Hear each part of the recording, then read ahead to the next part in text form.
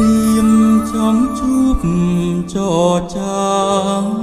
រៀបរាប់ប្រាប់អូនថា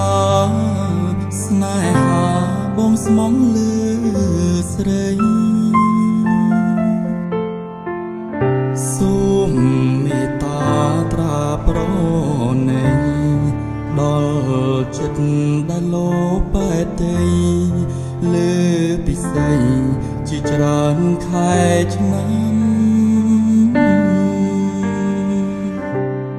អូនដឹងទេបើអើយយប់ថ្ងៃបងគេងព្រួយខ្លួនមួយយល់តែក្រៀមក្រំយល់បក់មកនាំយកអារម្មណ៍រាល់ថ្ងៃរអិតទ្រនំទ្រូងរំដំក្រៀមក្រំខ្លោចផ្សាសូ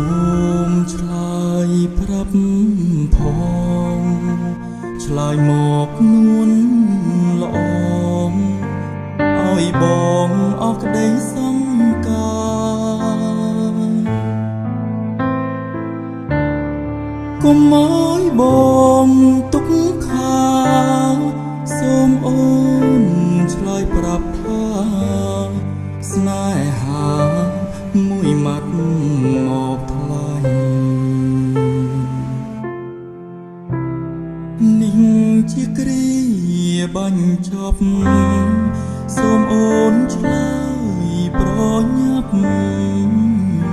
ប្រញាប់ប្រាប់មកពីស្អីស្ម័គ្រមិនស្ម័គ្រក៏សូមស្រដីកុំឲ្យបងព្រួយរីងរៃដោយសារស្រីមិនទាន់ឆ្លើយបង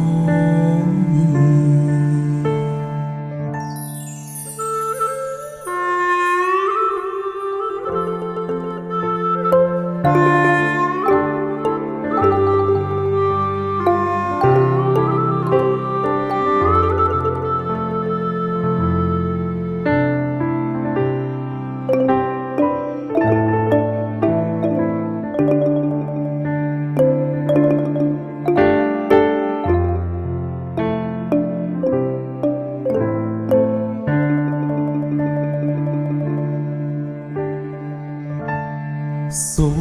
មឆ្លើយប្រាប់ផងឆ្លើយមកនួនល្អ